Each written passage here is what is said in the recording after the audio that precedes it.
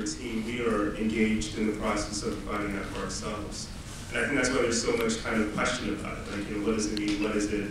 I think in 20, 30, 40, 50 years, people will look back and they'll have a better sense of what it means, because we are in the midst of coming up with it. We are, as it were, African literature, the people we see up here, the people who are reading this entire community. I spend a lot of time thinking about art movements in general, and I think about the sort of great movements of the 1920s, the Harlem Renaissance.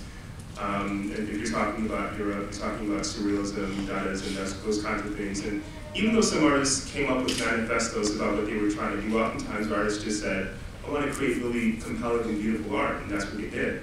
And I think that's what we're trying to do. So we're not, I think the wonderful thing about sitting at a desk is that you can't be sort of constricted by a definition or your work goes nowhere. You sit at your desk and you try to create something that's compelling and beautiful that somebody will want to read. That is the only thing you're concerned about. And later on, people may say, okay, we'll group it with this, when we're stocking in the bookstore, we'll put in this section or that section.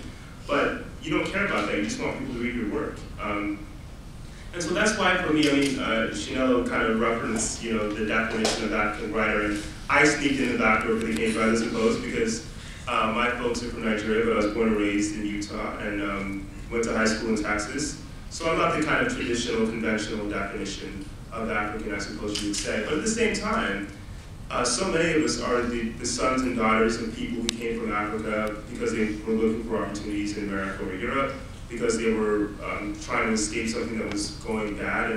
And when I was growing up in the middle of Utah, I wasn't constantly thinking about, am I an African? I was trying to survive and not get laughed at. So I survived that barely, as you can tell. And, but certain themes will infuse my writing, right? Like themes about identity, themes about, the way I look, the way I interact with people, those kinds of things. So almost because of who I am, my writing will have certain African themes and perhaps African flavors, but more than anything else, I just want people to say, that was a good book. What else is he doing? That's the concern. Great point. I think that's such a hard question and something that I've grappled with because I remember reading Chris Cleave's Little Bee and thinking to myself, okay, so the protagonist is from Africa, but this seemed to be really told from a British perspective, and it didn't feel like an African story to me. So it made me start to question, what is an African story? And I feel like there's so many answers, and mine will be half true, but I think that part of it is sort of, who the author is, what the intention of the story is, what the theme is, where is it set, etc. I mean, I think that's sort of like the easy answer. And then, I think that's where I start.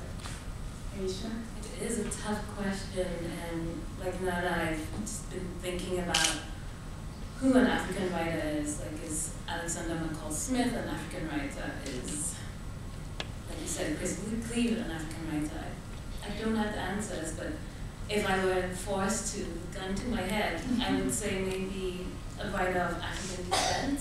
So that's a big umbrella. Toni Morrison was an African writer. I'm fine with that definition. It's a tough question. I just, had a King Prize experience where, it's difficult for them to define who can even, compete for this award because, what is an African writer? So I think they have it so that if your parents are born in an African country and you, even if you live, in the US or in the UK, you can qualify for it. But, you have to, it's with, that's the problem with categorization. Sure.